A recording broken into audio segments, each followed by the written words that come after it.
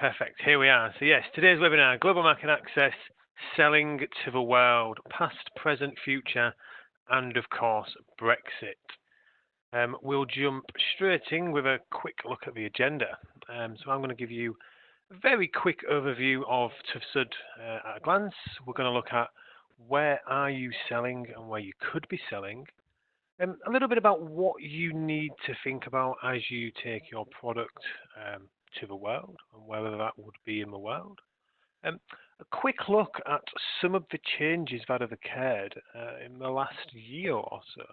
There are many, many changes actually that are affecting the global marketplace, particularly from a certification perspective. So of course these will just be at a glance. And I'll cover it in a bit more detail, but we'd always encourage people to ask any specific questions as they relate to you and your product. This, of course, is just an overview. And then, of course, we'll get on to Brexit and what that is going to mean for the certification space. So quickly, TÜV SÜD at a glance, obviously the first and now the largest of the TÜV organisations, obviously our headquarters in Germany.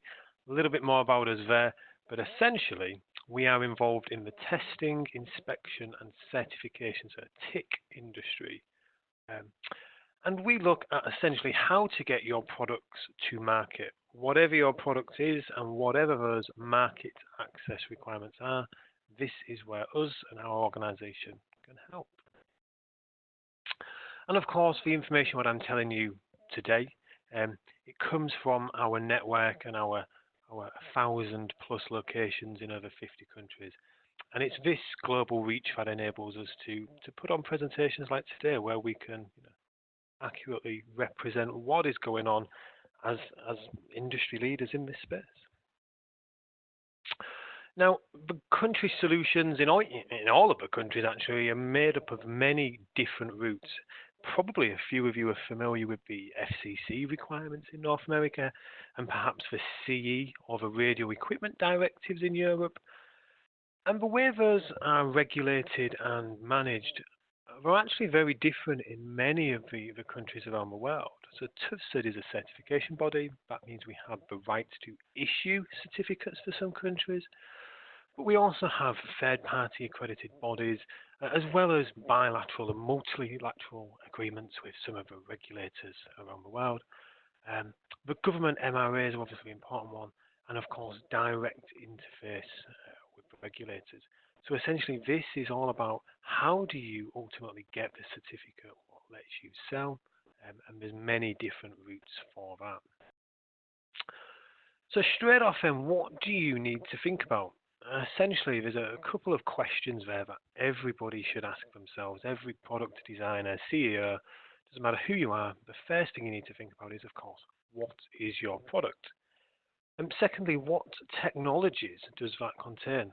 As we know, everything in the world is going wireless just about. Many buzzwords around these days, such as the Internet of Things, machine to machine, and all the rest of these things. Are you putting radio technology, some sort of wireless technology in your product today, or will you in the future? And where are you going to sell it? Now, that might not just be where do you want to sell it on day one, but it's where could there be interest and where might there be a market potential to sell it?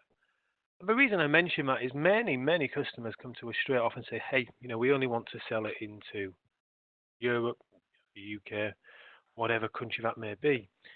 But of course, as we all know, the world is pretty much getting it's getting smaller. With the advent of the internet, anybody can be sat anywhere and find out anything and buy from anywhere, essentially. So where do you want to sell it and where might there be interest to sell it? And of course, how may or will your product change in the future? Do you intend to make changes next month, next year? Or perhaps what you've made is what the product's going to be and you're on to your next idea. So where to start? Essentially, you need to start with the global marketplace. As I just mentioned, it's no longer really sufficient to just focus on those local, comfortable countries. Competition's increasing, regulations are changing, and as I say, your customer base and the potential for selling your product is growing. So straight off, where are you selling today? As we said, most people come to us with these three countries, regions, if you like, and that would be the US. We start off with this, the FCC, the Federal Communications Commission, arguably one of the most stringent and highly regulated of the countries. Canada, of course, the next door neighbour to the US. Most people bundle those together. Um, Previously used to be called Industry Canada or IC, as many of you may be aware of, but it's now known as ISED or ISED, so it's the Innovation, Science and Economic Development of Canada. And of course, Europe. We have the CE mark there. Many of you may be familiar with the Radio Equipment Directive or the RED or the EMC Directive. And here, Europe, it still does include us in the UK. Brexit hasn't happened yet. And there is an application of directives. So the US is a certification. Canada is certification. Europe, however, is application of directives. I'll cover that in a second. So essentially, if you are selling to the US, Canada, you have a certification option for a lot of wireless products. So we're talking about wireless on this one, but it is technology dependent, and it may well be that you do have a declaration of conformity, a self-declared route available to you. And that means you can do some testing, whether it's in an accredited lab or perhaps somewhere else, and to declare your product to conform to the requirements and sell it. But most products go through the certification route, so especially if the product contains radio or some form of wireless, you will have to go down the certification route. This is an application to get a certification ID or the FCC ID or the IC, Industry Canada ID, that you probably see on your products, your mobile phones and the like every single day and perhaps don't even notice. The US, we are talking about a TCB in this instance, so a telecommunications certification body, and Canada is a foreign certification body, essentially the two same things, just slightly different names. The way it works is companies like us are appointed to be these positions on behalf of the FCC or the Industry Canada, I said. This means that you would apply to a company like TÜV SÜD, and we would be the ones that issue the certificate on behalf of those authorities. However, they all will require some form of testing. So what it means is you're going to have to do some form of product testing in an accredited test laboratory. And depending on the product, of course, and the technologies you're putting in that will depend on the testing that's required. If you have a relatively simple product, it may well be that you just have to do some EMC testing on it, so electromagnetic compatibility, make sure the product's not giving out any unwanted emissions, all the way through to a radio product, so say a mobile phone, where you're going to have to do some form of RF testing, so radio testing, perhaps some SAR, specific absorption rate testing, and of course safety testing to make sure the product fully is compliant with all of the applicable standards. For the US and Canada, you're going to have to submit exhibits to the authority or the TCB in this case, and this is going to be in the form of test reports, product photos, etc., user manuals, technical specifications, and a lot of these will actually appear in the public domain. So some of you perhaps have searched for product FCC IDs. You can go on the FCC's website and you will see a lot of information about those products. Some of the information can be kept temporarily confidential, and a limited subset of those documents can also be kept confidential permanently. This means, of course, you don't want your competition to have access to product schematics, PCB artwork and the like, but perhaps you also want to keep the user manual confidential until the product is actually on the marketplace. So your product may be approved in advance of all that information being actually available. This is a little bit of a contrast, however, to what you have to do in Europe. And in Europe, all products have to comply with the directives which apply to it. So rather than a standard being applicable for the US, we have directives that apply in Europe. And the most common ones here, of course, are the Radio Equipment Directive, the EMC Directive, perhaps the Low Voltage Directive, Medical Device Directive, Explosive Atmosphere Directive, and so on. The difference here is you self-certify in most of the cases by applying the applicable standards. And I say usually, and that will become a little bit more apparent later on as we touch on Brexit. What you would do is you would test in most cases in an accredited laboratory. You would get a test report that says hopefully your product complies with all the standards in that directive, and then you would make a declaration of conformity, so a DOC. So every product sold within Europe should have a DOC. And that will list such things as the manufacturer, model number, and all of the standards and the directives which have applied. Hopefully the product has passed against. Deliverables for all three of them, which are going to be the same, is test reports, of course, radio, EMC, safety, any sort of specific performance reports, perhaps a certification number for the US, Canada, or perhaps a notified body number for Europe, but ultimately a declaration of conformity as well. But the key takeaway phrase is, which will become clearer later, is the FCC, the FCC reports, and CE and CE reports. The reason for that is because that affects what you will need to think about moving forwards with the rest of the world. So ultimately, the FCC, of course, one country, the US, CE marking, it's around 30 to 35 countries which are members of the EU and accept the CE marking. There's a hell of a lot more countries around the world there, 200 and something countries in the world. We've only covered 30 to 40 at the moment. It leaves 3/4 of the world's countries still to tackle. And this is where the global market access part comes in. It's typically known as type approval or homologation in the industry, so you may have heard it under those names. And the specific requirements for each country will depend on that country's regulatory environment. And I'll cover some of the changes what have happened later on. You'll see there's a lot more of these popping up. Products are getting more and more regulated around the world, actually. And as we said at the beginning, nearly all electronic products are becoming battery operated or adding some form of wireless functionality to them.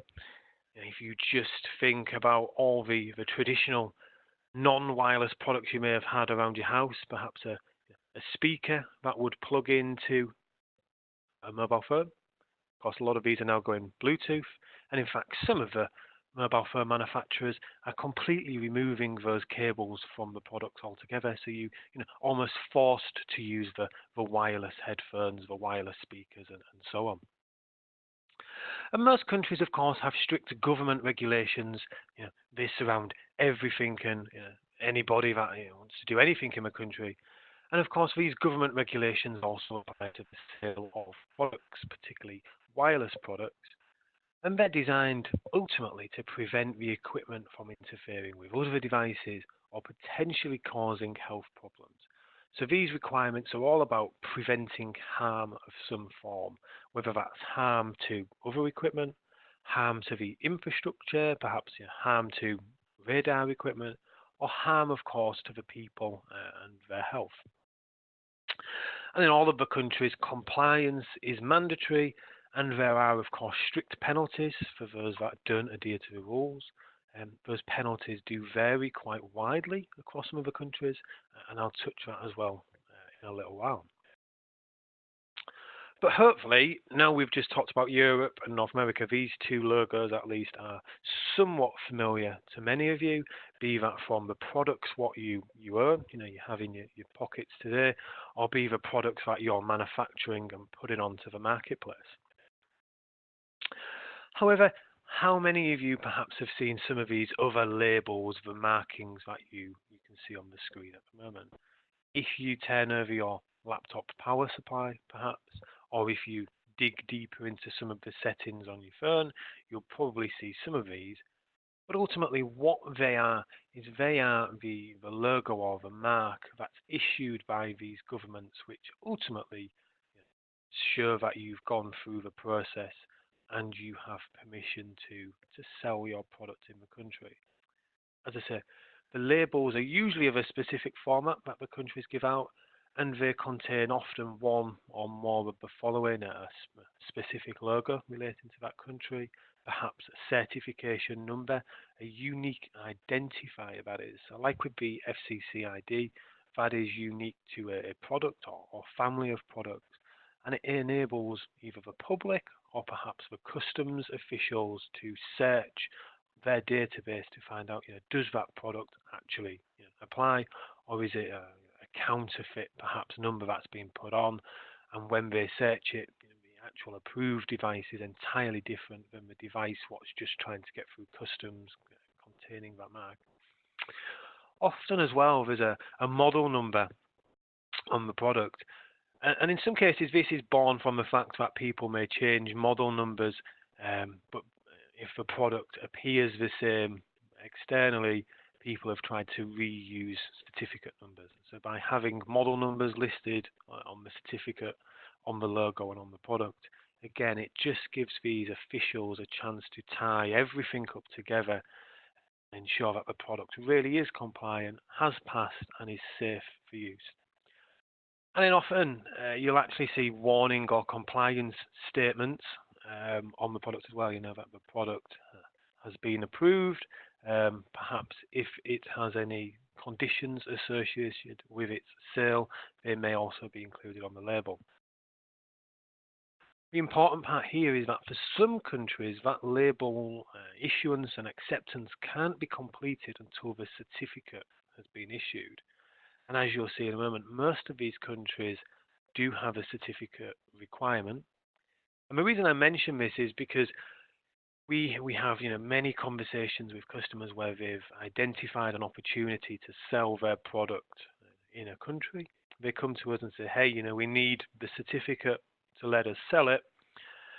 We've got maybe a couple of thousand units sat in a warehouse ready to ship, but actually what they then need to do is go through the certification process, which of course may take many weeks, several months in some instances, and then put this label onto their products. But as I say, if you've already got a few thousand units in a warehouse somewhere, it could be quite trouble to put this label on the product retrospectively. So yeah, this is why it's really important to consider where you might want to sell in the future, so you can accurately label it when it's in the factory and it's getting all the rest of the labels on it. So what drives the market access requirements? Well, as I've just touched on, it's about harm to products, harm to people. But actually, in some of these cases, the radio spectrum, it's an expensive and valued asset to most countries, and the governments around the world, be that locally in Europe or some of the further afield developing countries, they've realised that they can actually make maybe some money from introducing these certification schemes. Of course, as I say, the consumer protection, the governments they do have a requirement in most of the countries to protect the public from harm. And of course, the consumer will generally buy what they feel is safe. Now, most of the countries do have a problem with counterfeit products being placed on the market. Hence why I said a lot of the countries are actually introducing these certification schemes where consumers can verify that the products are actually safe, compliant, and it's not just something imported on the black market, for example. But again, just to touch on, can the government make some money from this? Perhaps can they use it as a trade barrier, protecting some of the local industries, keeping competition out? And as that moves on, you'll see some of these countries actually mandate that you almost repeat everything what you've already done, but on their local soil, so they actually make money from it that way too. And there are two main approaches then. So as I've just said, type approval with testing and documentation only applications. Type approval with testing. Generally for wireless and EMC, this is quite similar to an FCC process if you've been through that already. Ultimately what it means is you have to submit some samples of your product to a lab. If you want to sell it to North America, the FCC, they have mutual recognitions with many countries around the world, which means it doesn't matter so much where you test the product as long as that lab is approved to do the testing. However, if you want to sell your product to perhaps China, Korea, Taiwan, Japan, their requirements are much stricter.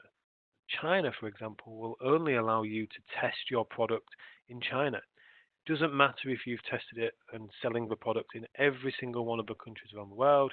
If you want to sell it into China, you might well have to do some testing in China as well. And the amount of testing that you need to do does vary. So perhaps there is full product testing. This could be all the way to an RF level where you may need to get support from that radio module manufacturer.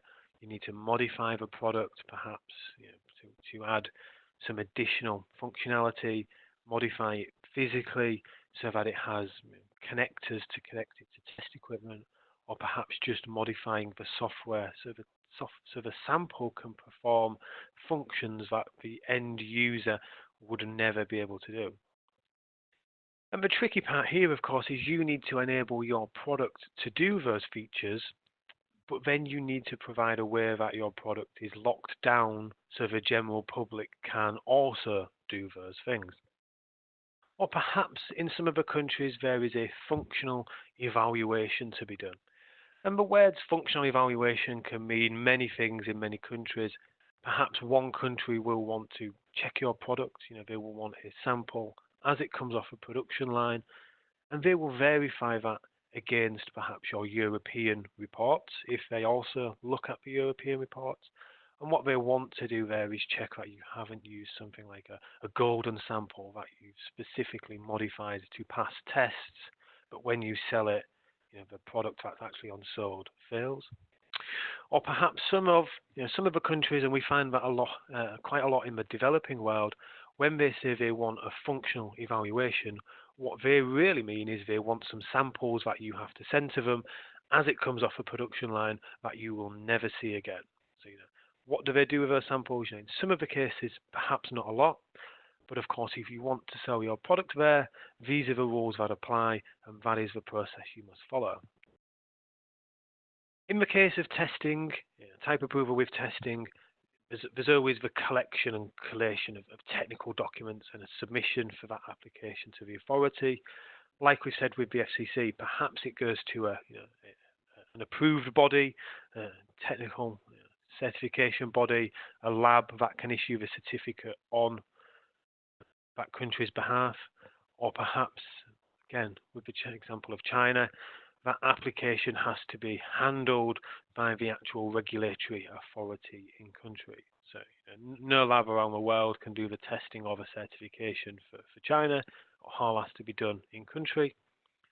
And as we've mentioned, the certificate is issued generally once the testing and the paperwork is all satisfied.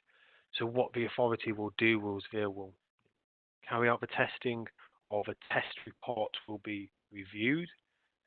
They will also check things like schematics, PCB artwork, and of course user manuals are in a language that's perhaps suitable for the market, and it contains any relevant safety comments, statements, and so on. If you think to when you buy most electronics products these days, they often include a big old wedge of paper that has many warning statements on them, and of course they all do mean something. They are generally quite important, especially with the handling, the storage, and ultimately the disposal of the product. Of course, the other route there is a documentation only application. A lot of the countries around the world, particularly in say those developing ones, they don't ask you to reinvent the wheel and repeat everything what you've done. In most cases, they will reuse existing test reports. And the reason why I said at the beginning of the slideshow there was the key takeaway phrase is the EU or the FCC test report, is because generally they form the basis of most of the requirements around the world. Most of the countries, even some of the developed ones, they recognize that the EU and the technical committees within Europe, or the actual FCC and the associated technical committees there. They spend a lot of time and invest a lot of money in the development of these standards. And these two, whether it's the FCC standards or the European standards, essentially form the gold standard that most of the other countries follow. Generally, if you're selling into South America, they will accept the North American requirements, the FCC test reports. You're selling into the rest of the world, perhaps Africa, the Middle East, they will generally follow the EU, they'll accept the EU test reports there. What that doesn't mean is that you can just do the testing and sell your product. Although there's no more test samples required, there's still probably going to be the collection of some technical documents. Generally, it's probably the same documents that you have for the FCC. So they're not going to ask for anything completely different. So if you have that package already put together for selling in Europe and North America, you can generally reuse that. But you are going to have to make a submission to most of these authorities for permission to sell your product there. So although there's no more testing to do, there is a paperwork application process that needs to be followed. And generally, as I say, there's going to be a certificate that's issued once all of these documents have been assessed and they're found to be compliant with that country's requirements. But that doesn't always mean that it's easier or faster. You may think, well, if you have to test your product, that's going to take longer than somebody just looking at the documents. And whilst that, would appear to be true, especially in some of these developing countries, often one or two people in the entire country's government authority that's doing the review, and if they're receiving dozens of applications per week, you'll often find there's quite a big backlog to get into some of these countries. So again, really important to identify early on in your product development where you want to sell it, so that you can ensure that you meet the timelines and you're prepared to go through that process. It may be 2, 3, even 4 or more months in many countries before you get that certificate. Of course, you don't want to miss out on your sale or let the competition get to market before you. The other thing to be aware of then, and I'll just briefly touch on this, is the difference between regulatory and non-regulatory certification. So the non-regulatory certification is the ones that we've just talked. The non-regulatory certification is not the ones we've talked about. So these are the market-driven schemes to use the appropriate logo. So you're probably familiar with the likes of Bluetooth SIG or Wi-Fi Alliance. There's others that apply to cellular products and so on and so on. And there's many, many different market-driven schemes. Perhaps they exist to protect intellectual property. In the case of the Bluetooth SIG, if you want to use Bluetooth and put the Bluetooth logo on your product, they don't want just anybody being able to do that. Of course, the beauty of Bluetooth supposedly is that you can pick any product up and it can talk to any other Bluetooth product. They are compatible and they will just work. And of course, the reason they managed to achieve that is by regulating who can do approvals and testing the products that they do work from an interoperability perspective. That is not the same as the regulatory certification. So the Bluetooth SIG, for example, will be interested in the Bluetooth aspect of the product and that technology works as expected, but they may not perhaps be interested that the product is safe or complies with some of the other rules. This is the regulatory certification that we've just talked about, the FCC, the European CE marking, the Radio Equipment Directive, and so on. And of course, in all these countries, as I say, that's compliance with the radio, the SAR, the EMC, the safety standards. And these are the mandatory ones to enable your product to be sold in that country. Just go over that again. The non-regulatory ones are generally to allow your product to incorporate or use a particular technology, whereas the regulatory ones are mandatory to enable the product to be sold. And getting one approval is not necessarily the same as getting the other. Some of these non-regulatory schemes, they're very good at saying, their logo or their scheme is accepted worldwide, but that doesn't necessarily mean your product can be sold worldwide. It just means that once it has gone through the regulatory part, the logo is also accepted in that country. So there may be 2, 3, 4 different schemes that you have to go through before your product can be sold.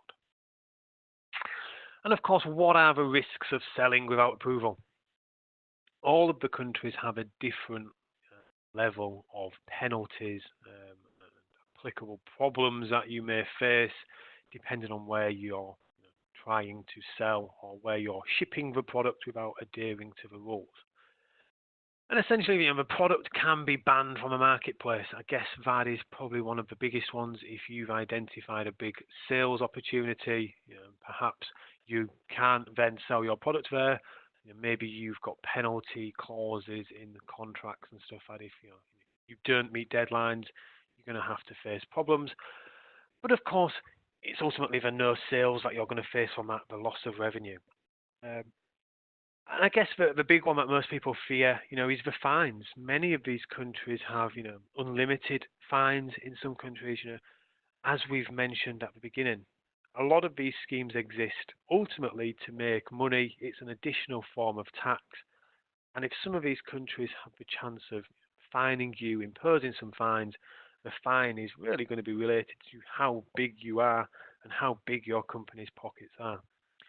And some of these schemes, some of the countries actually relate the fine to the minimum wage. That can vary up to 3,000 times the minimum hourly wage we see in some of these countries. I don't know how product certification can be related to the hourly salary, the minimum hourly salary in that country, but some of these governments have managed to find a way. Of course, imprisonment, it's a big one, a big fear for many people. Of course, perhaps you're never going to travel to that country. Your CEO is never going to travel to that country where you're facing prison. But of course, nobody wants to have that facing them. Again, no sales. What's the impact of not having sales? Of course, the negative publicity. We've all seen it in the news and the media, I'm sure, where some companies have got things wrong with either their product or the certification part.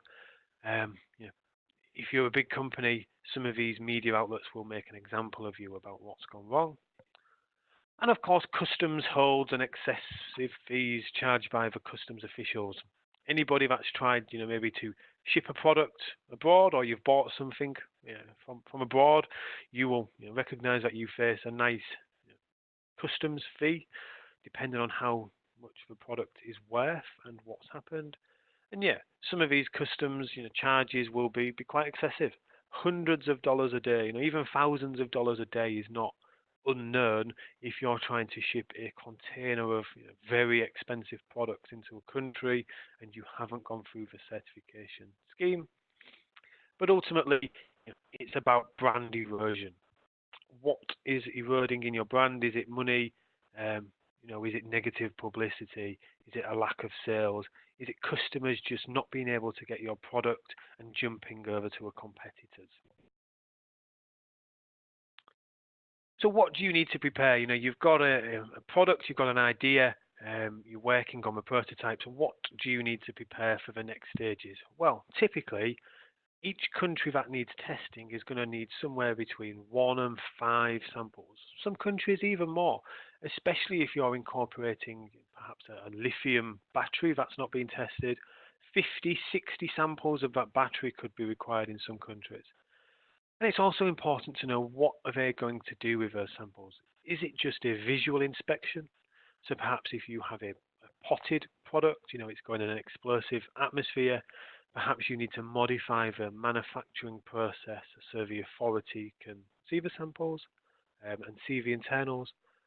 Or by visual inspection, does it just mean that the authority wish to receive and keep those samples? Or, as we say, are you going to need to do full radio testing on the product? This is generally one of the more difficult testing requirements to go through because you have to modify, as I say, the software for your products perhaps to transmit, receive on top, middle and bottom channels, controlling modulation and so on. And I mention this again actually because it's become increasingly easy to incorporate a wireless module or wireless functionality into products. Like we said, the whole world seems to be putting wireless into everything, from toothbrushes to vacuum cleaners and everything in between. You can find a radio or wireless version of all of these on the market today because the module manufacturers make it really, really easy to incorporate them. And actually, you often find now that it's almost the software engineer's job of incorporating that module or radio functionality into the device because there's often just a couple of input-output pins to connect up, and the software guys do the rest. But when it comes to the testing, you're going to have a lot more knowledge of that. So just make sure you're aware of where you're going to sell, because if you're just selling into Europe and you're using a pre-approved module, maybe you don't need to do anything. But actually for the rest of the world, you're going to have to ensure you have the support from the manufacturer in most cases. And I'll leave that one there because I know it's quite specific. And if you do have any questions relating to that, of course, feel free to reach out at the end or after the webinar. Just moving on, of course, some of the documents, and I've included this really for the handout afterwards. I've talked about a lot of these, some of the documents that you might have to prepare. Again, just particular attention there to PCB artwork, schematic diagrams, bill of materials. Essentially, that's the blueprint to making your product. When you want to sell it into some of the countries, just be careful of who you are. Sending that to, of course, we're all aware of counterfeit products. And in some of the cases, of course, that's where the counterfeiting starts because a manufacturer has unwittingly given somebody else the blueprints to copy their product. Again, just also be aware of collecting the information. It might not be easy, especially in some of these developing countries where they may have a less defined structure. I'll cover that on some of the changes shortly. We're all very used to searching the internet and finding out almost all the questions that we may have in life, but actually when it comes to certification and regulations around the world, a lot of these governments don't actually have very good websites. And even if you do find one, or you find an email address or a telephone, perhaps they don't reply to it. You have to be aware of the language and the people dealing with. And don't assume, perhaps if you've sold a product for many years and there's no requirement in that country for safety or EMC, they just allow you to sell your product. Don't assume the same is true for radio telecom requirements. And likewise, if there is no radio or telecom requirements, don't assume there's also no safety or EMC requirements. You have to be careful on every aspect of a product, especially as things move forward and the introduction of energy efficiency and other schemes. So the regulation may be there, and ignorance is not an excuse. If you don't comply, your product doesn't comply, you're going to face all the problems that we've just talked about. But do be aware of perhaps a country's instability. We find, of course, that many of the developing countries around the world are actually some of the biggest potential markets for customers, where there's not a saturation level of everybody has the latest product. Some of these developing countries, they're still keen to buy perhaps 1 or 2 year old products. But you have to be aware that some of these countries are also the ones that are most widely affected by war, political unrest, famine. All of these things may affect your ability to get the certificate to sell your product. And as we've said a couple of times now, just be aware of the lead time. It can vary from a week, even a couple of days in some countries to get in your certificate, all the way through 9 months, even a year or more to go through from start to finish for one particular part of the certification scheme. And as we've said, don't miss launch dates or being the first to market by neglecting the regulatory issues early enough. Really can't stress that enough. It's something that we see every single week. Somebody has left it too late to go through the certification schemes, and they miss that opportunity. A couple of hints and tips there, again, just left really for the handouts for you to read afterwards, but it's understanding the process. Is it a documentation review or is it full testing? You often find two countries that neighbour each other will have very different requirements. We're quite spoilt in Europe that pretty much all of Europe accepts the CE mark. You do something once and you have access to all of these countries. That's certainly not the case around the rest of the world. There isn't really another scheme in the world like the CE marking whereby a group of countries will accept documents. As we said, make sure the samples are configured correctly for that testing or inspection. Some of the countries will want to see it as it comes off of a production line, so that would be in all the boxing, the packaging, shrink wrapped and so on. Some of those countries will require the samples to be quite heavily modified before the testing can be done. And just ensure, I'll mention this one, that documentation is correct. Quite often we find customers that have used a code name, code word for products throughout the development, and then they struggle to actually transition to the actual marketing name that's used. User manuals, labels, documents and stuff will all have differing names or variants of the same name, but of course that all has to match the application form, and everything needs to match throughout the full package to ensure that the certificate is issued.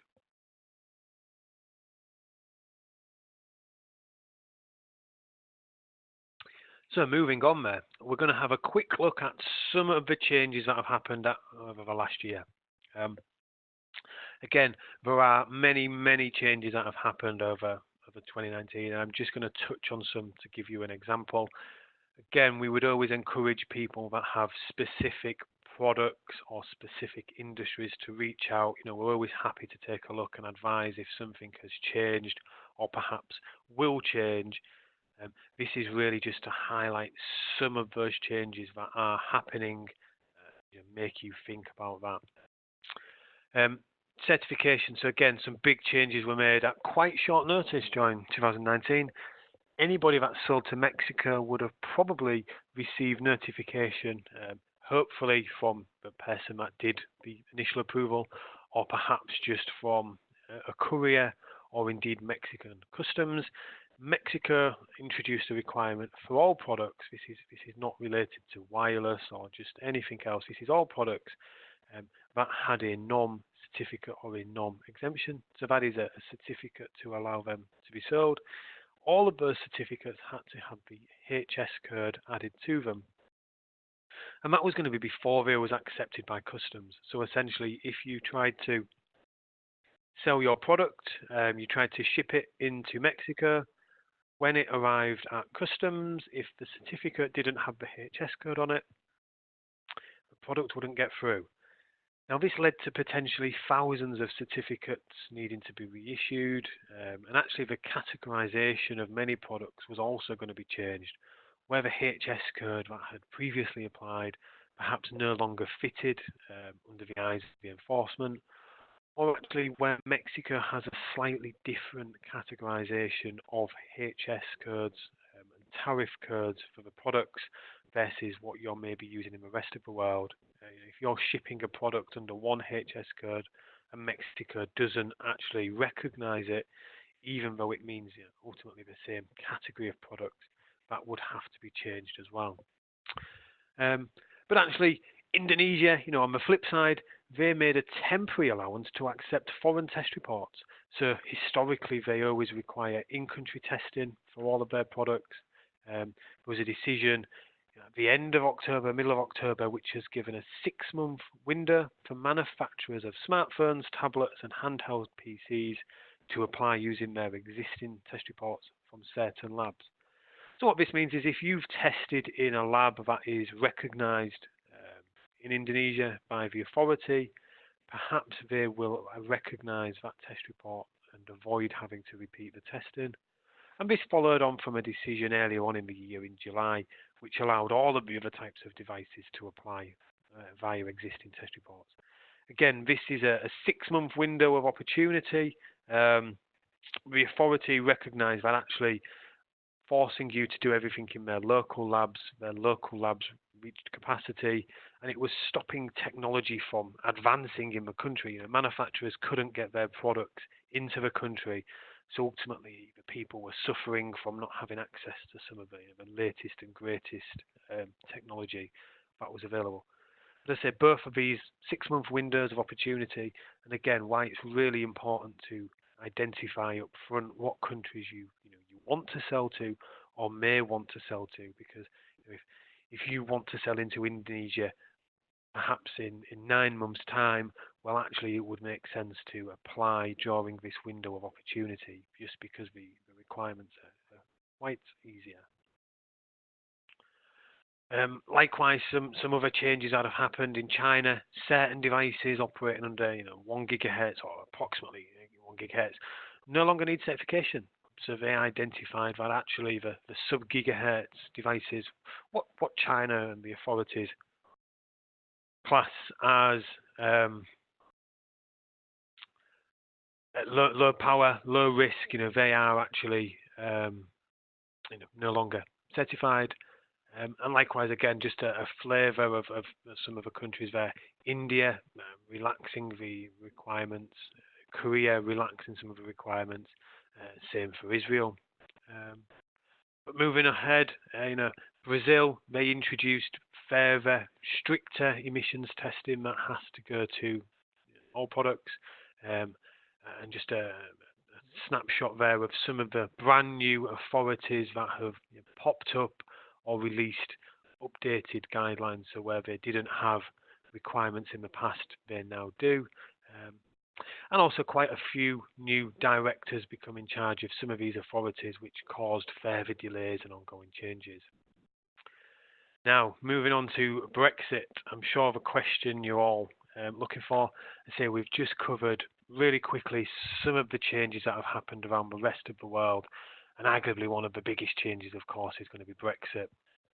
So what happens next in terms of Brexit on the whole? Of course, if you're based in the UK, I'm sure you're aware, this may well change in the next couple of weeks when the UK has a general election.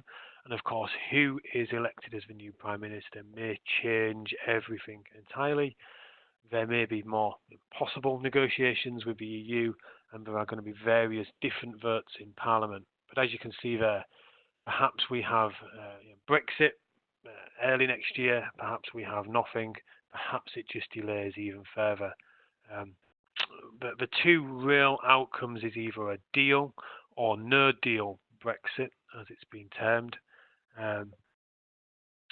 And we'll just cover these in a bit more detail. So the current European and UK withdrawal agreement would mean that there's no immediate changes to any of the current legislation, and ultimately all of the existing UK and European agreements are still going to apply until the expiry of the transition period.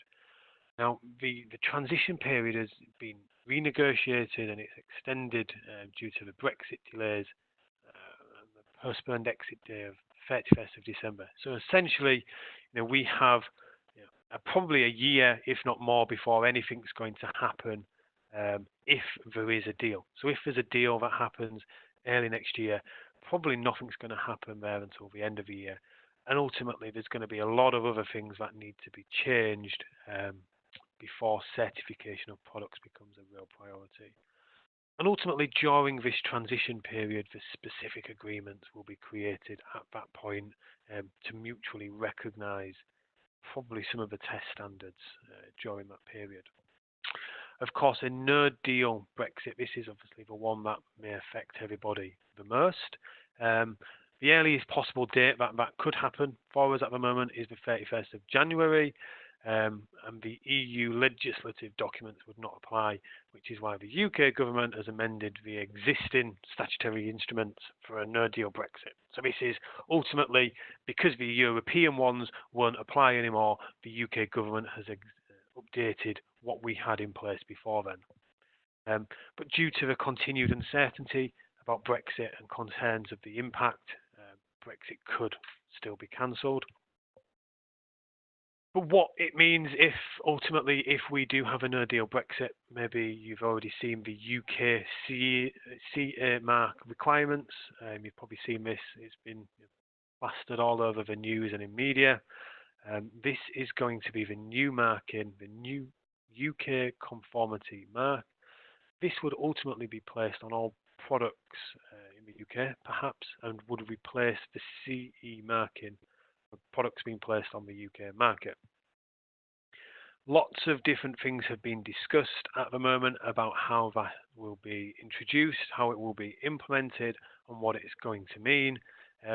It may well be that it's a choice of the manufacturers for the compliance to be shown with the UKCA mark. Perhaps the UK will have no mark. Again, perhaps there's some other requirements that we're all yet to see. Ultimately, goods that meet the new EU requirements, including those that have been CE marked and or tested by an EU recognised conformity assessment body, may continue to be placed on the UK market after the UK leaves the EU. Though that is going to be for a time limited period. As I mentioned, the length of this period is going to be subject to further consultation and of course further legislation should that happen. If that does happen, what will happen is the UK will recognise all European notified body conformity assessments, or again, at least for a time limited period. The UK government have stated that they won't change anything ultimately overnight and cause problems in that aspect. UK notified bodies, well, they will now be known as UK approved bodies. Essentially, it means for most of the cases, it's going to be business as usual for carrying out conformity assessments for products placed on the UK market. UK approved bodies will be able to carry out, say, those assessments for the products to be placed. But what they will not be able to do is carry out conformity assessments for products to be placed on the EU market. Again, quite complicated on this one, and I've included a lot of information here and some following links for you to follow afterwards. So UK approved bodies outside of the UK will possibly be subject to mutual recognition agreements, but again, all ongoing. Currently lots of negotiations, and there's no current mutual recognition between the UK and Europe. But the existing harmonised standards, so all those current standards that you've applied or perhaps seen in the past, well, they will become UK designated standards. So what this means is that there's still essentially going to be a single standards model between the UK and Europe. It's just how they are applied. What this means is the UK isn't intending to create its own brand new set of standards. We're not intending to be the same as some of those countries that I've just talked about and make you test your product to an entirely new set of standards.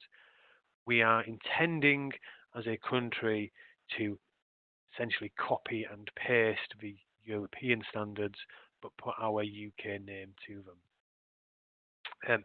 The European directives are going to be implemented into the UK via statutory instruments. I've included a link of them there already, as you can see. The radio equipment directive, what you apply for Europe, it's already a statutory instrument that applies to the UK. And during the original discussions early on in the year, there was some text that was created to essentially carry on using those existing ones.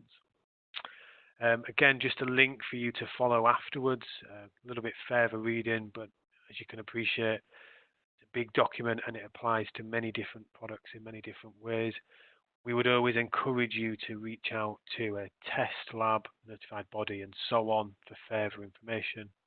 And ultimately, again, just for UKCA Mark current status, again, you can read it on there. Throughout the extension period, the UK will continue to recognise CA marking, and it should continue to be affixed to relevant goods for placement on the market.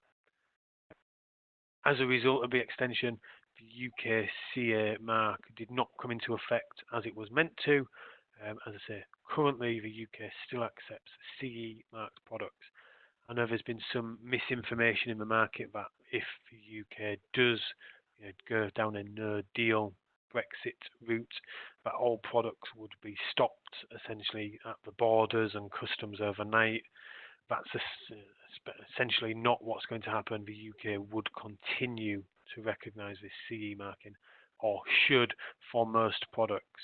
Again, there are going to be some categories of products which that may not apply to. I would always encourage you to reach out on a specific basis. Couple of last points then, just before we finish up. So one of the things that we get asked quite a lot at the moment is, I've tested my product in a UK-based lab. Help. What does it mean? Do I need to go retest my product, somewhere else to sell it in Europe? Does it mean that my testing is not going to be accepted somewhere else?